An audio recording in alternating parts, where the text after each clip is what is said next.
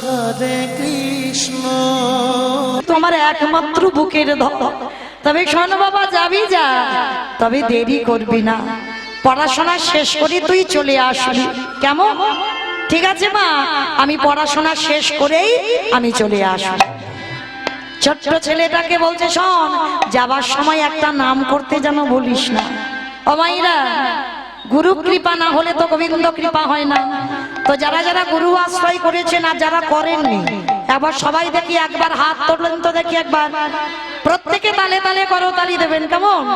জয় গুরু, জয় গুরু, জয় গুরু জয়। তুমি গুরু মাতা পিতা, তুমি সর্বময়।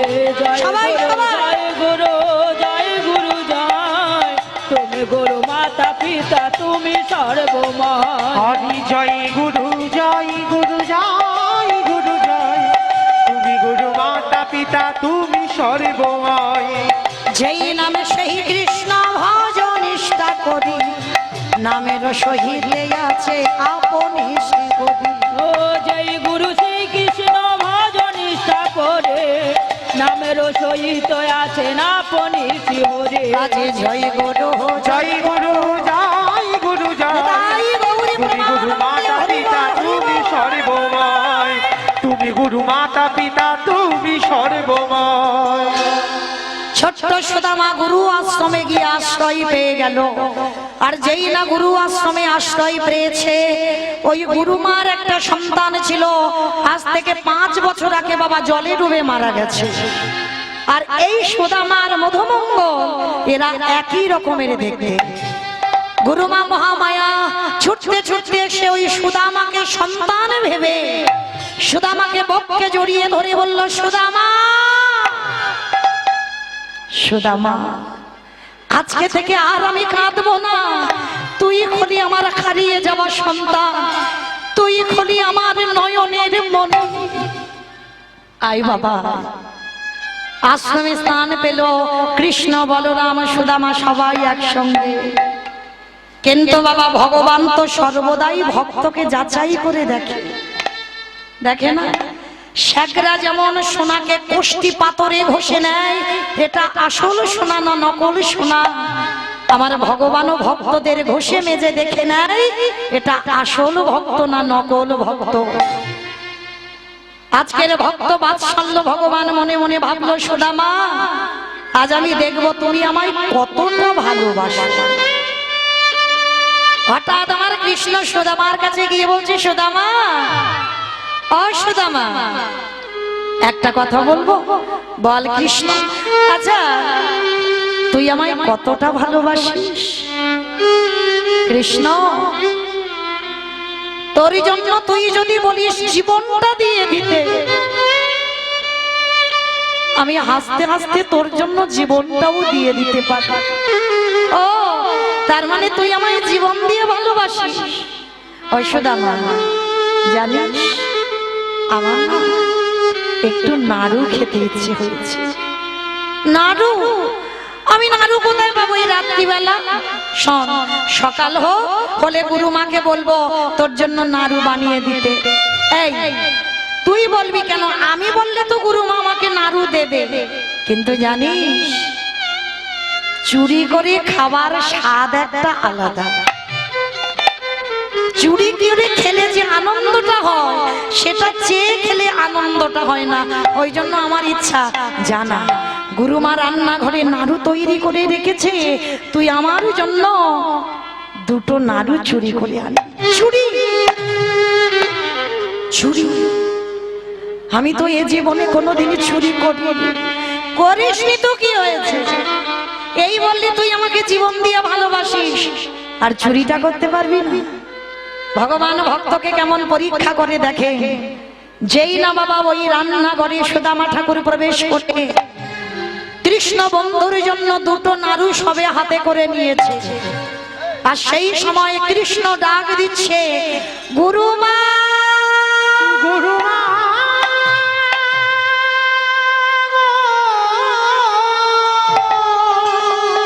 গুরুমা, তুমি তো রোজ রোজ বলো তোমার কৃষ্ণ নাকি চোর, তোমার কৃষ্ণ নাকি আমাকে চুরি করে? তুমি তো বলো। আজ দেখবে চলো তোমার রান্নাঘরে কে চুরি করছে। গুরুমা ছুটতে ছুটতে এসেছে, কৃষ্ণ কৃষ্ণ, কে কে নাড়ু চুরি করছে? দেখবে চলো কে নাড়ু চুরি করছে। যেই না গুরুমাকে এনেছে, গুরুমা দেখে না রান্নাঘরে সবে মাত্র সুদামা দুটো নাড়ু হাতে নিয়ে চিৎকার করে বলে উঠলেন, সুদামা ছি ছি ছি ছি ছি, এটা তুই কি করে করলি? আমি এতদিন জানতাম কৃষ্ণ চুরি করে, তার মানে তুই চুরি করিস। আর আজকের কিনা সবাই বলছে আমার সুদামাকে আমি নিজে চোখে চুরি করতে দেখলাম। সুদামা ছুটতে ছুটতে এসে বলছে, না না গুরুমা না, বিশ্বাস করো এ জীবনে আমি চুরি কোনোদিন করিনি গুরুমা। তবে রে তুই চুরি করিসনি, আমি নিজ চোখে দেখতে পাচ্ছি। না, তোমার কৃষ্ণ তো বললো চুরি করতে, তাই তো চুরি করতে এসেছিলাম। বিশ্বাস করো গুরুমা, আমি চুরি করিনি, আমি চোর নয়। পা ছেড়ে দে সুদামা, পা ছেড়ে দে, পা ছেড়ে দে। মারলো আগে পায়ের লাথি, ধুলাই লুটিয়ে পড়েছে সুদামা। কৃষ্ণের কাছে গিয়ে বলছে, কৃষ্ণ তুই তো বলতে পারতিস, তুই আমার মুখ দেখতে চাস না। তুই যদি একবার বলতিস আমার মুখ দেখতে তুই চাস না, আমি এই মুখ তোকে দেখাতাম না। আর আজকের কিনা তুই আমাকে চোর অপবাদ সাজিয়ে দিবি। বেশ, আমি চলে যাচ্ছি কৃষ্ণ, এই চোর অপবাদ নিয়ে আর কোনোদিন আমি তোর কাছে ফিরে আসবো।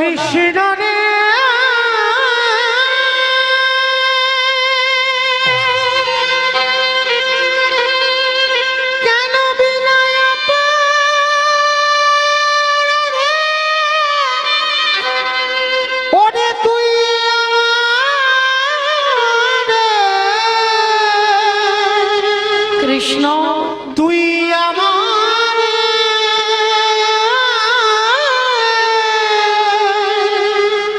চোরে সাজা সাজা, আমি চুরি করিনি, তবু তুই আমাকে বললি চোর। নাড়ু দুটো নিয়ে ছুটতে ছুটতে যমুনার ঘাটে গিয়ে দাঁড়িয়েছে। সুদামার চোখের জল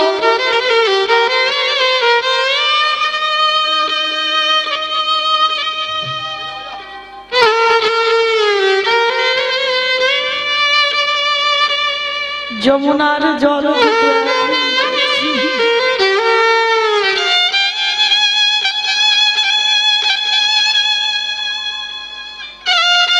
সুদামা নয়ন জলে কাঁদছি। ভগবান পিছনে এসে ডাকছে, সুদামা কিরে আমার জন্য নাড়ু চুরি করলি? দে। দেখবেন মা, পৃথিবীতে সব দেব দেবীর একটা করে হাত এমনি করা থাকে, মানে ভক্তকে দিতে জানে। আর যারা গোপাল সেবা করে দেখেছে,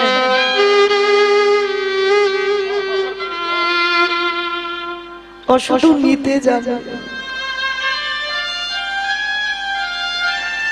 ভগবান এসে বলছে, কি রে সুদামা, আমার জন্য তুই চুরি করলি, আমাকে দিবি না? সুদামা পিছনে তাকিয়ে দেখছে কৃষ্ণ দাঁড়িয়ে আছে। বাবা যেন কিছু জেনে জানে না, গুরুমার কাছে চোর করে ধরিয়ে দিল যেন কিচ্ছু জানে না। কি রে আমার জন্য চুরি করলি আর দিবি না? না, দেব না। চোর সাজাবার সময় তোর মনে ছিল না, আর আমার কাছে তুই খেতে চাইছিস। আমি তোকে দেব না দেব না দেব না, দে না, আমি চাইছি দে না। আচ্ছা ঠিক আছে, দুটো নাড়ু চুরি করেছিস, একটা আমায় দে, একটা তুই রাখ। না দেব না, হাজার বারো বললে আমি তোকে দেব না বলেছি তো দেব না। ভগবান বলল আমি হাত পেতে চাইছি, তুই দিবি না। তবে আমি হাত পেতে চাইলাম, তুই দিলি না। আমিও তোর কাছে প্রতিজ্ঞা করলাম, জীবনে তুই যতদিন না আমার কাছে হাত পেতে চাইবি, আমিও তোকে জীবনে কোনোদিন কিছু দেব না দেব না দেব না। যেই নাম প্রতিজ্ঞা করলো কৃষ্ণ না চাইলে দেবে না, সুদামা বলল কৃষ্ণ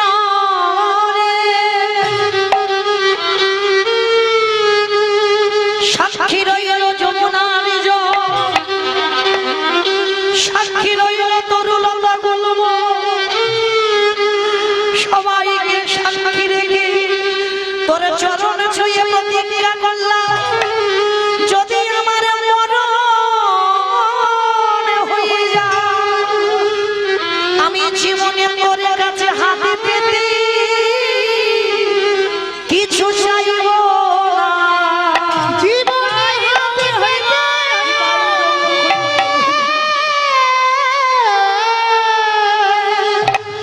কোনদিন কিছু চাহিব চাহিব না রে। যেই না দুজন দুজনের কাছে প্রতিজ্ঞাবদ্ধ, কৃষ্ণ বলল না চাইলে দেবে না, সুদামা বলল যদি মরেও যাই তোর কাছে হাত পাতবো না। মাগো আমিও আপনাদের চরণ ধরে বলে যাই, চাইলে কম পড়ে যায়, আর না চাইতে এত কিছু দেয়, এত কিছু দেয় যে রাখবার জায়গা কোথায় পাবো। শুধু একবারে ডাকার মতো নয়নে জলে দেখে যায়। ভগবান বলেনি আমাকে রজনীগন্ধার মালা দিয়ে সাজা, ভগবান বলেনি আমাকে দামি অলঙ্কারে সাজা, ভগবান বলেনি আমাকে দামির ফলের ডালা দাও। ভগবান ভক্তের কাছে একটাই বস্তু চেয়েছে, এই জগতে যদি একজন ভক্ত গো কাঁদা প্রাণে নয়ন জলে ডাকার মতো ডাকি, আমার ভগবান তৎক্ষণাৎ তার দরজায় বাধা দেয়। যে জনি নয়ন জলে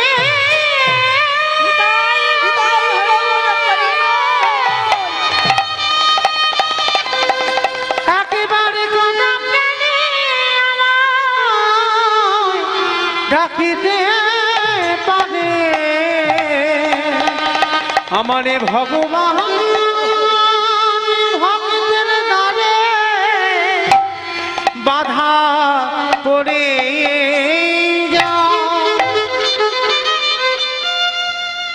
দুজন দুজনের কাছে প্রতিজ্ঞাবদ্ধ হয়ে কৃষ্ণ চলে গেল দ্বারকায়। আর মায়েরা এই পৃথিবীতে যাদের কাছ থেকে কৃষ্ণ চলে যায়, চৈতন্য চরিতামৃত গ্রন্থে কবিরাজ গোস্বামী পাদ লিখেছে, আমায় ভজে মাগে বিষয় সুখ, অমৃত ছাড়ি দেই সংসারে দুঃখ। কৃষ্ণ কহে আমি বিজ্ঞ, সেই মূর্খে বিষয় কেন দিব, সচরণামৃত দিয়ে তার বিষয় যারা আমার দাস তাদেরকে একটু ঘষে মেজে নিতে হবে না? কৃষ্ণ চলে গেল, আর কৃষ্ণ চলে গেল বলে সুদামার দশাটা কি হলো দেখে। হঠাৎ বিদর্ভনগর থেকে খবর এলো, ছোট্ট একটা ছেলে খবর পাঠিয়েছে, সুদামা সুদামা, আমি এই মুহূর্তে দেখে এলাম তোমার মায়ের মৃত্যু হয়ে গেছে। কৃষ্ণ কৃষ্ণ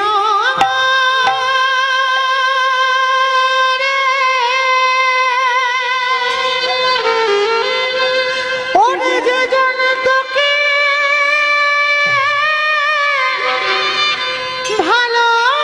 ভালোবাসে তারি কি এমনি করে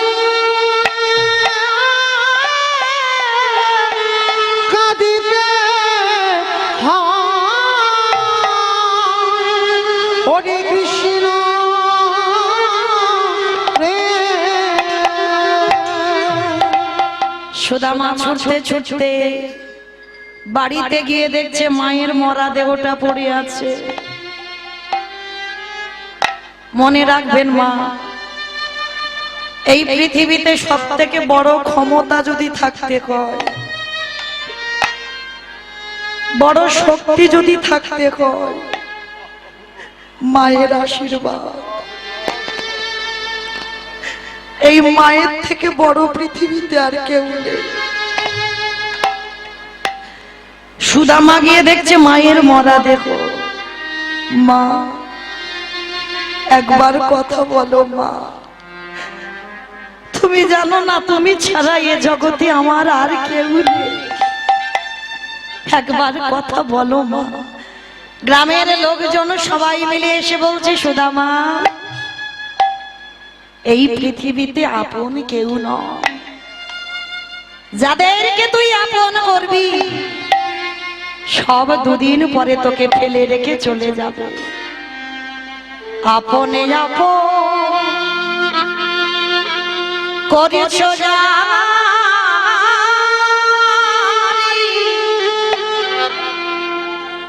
বন্ধু সে তো আপন নয়। দিন ফুরালে বুঝবে তখন আপন।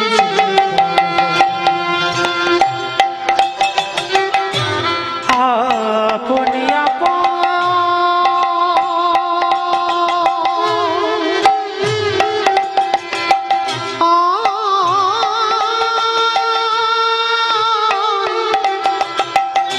করেছ জানি,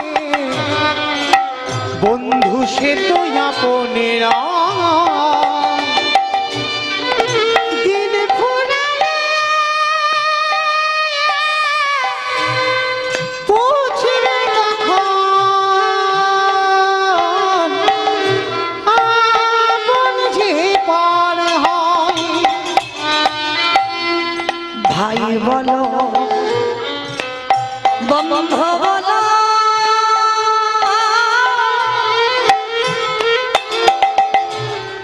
কেউ তো কারো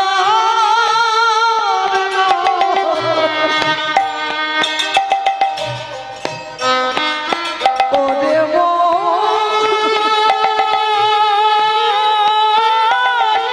কেউ তো কারোর নয়। তোমার ভাই বলো বন্ধু বলো,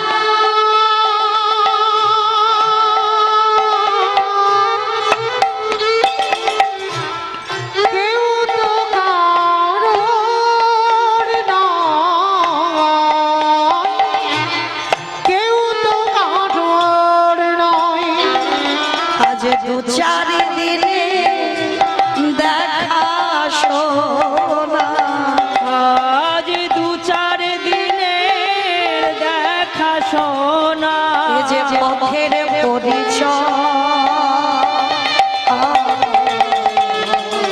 কেউ তো কারোর মন, কেউ তো কারোর নয়, কেউ তো কারোর হলাম কেউ তো কারো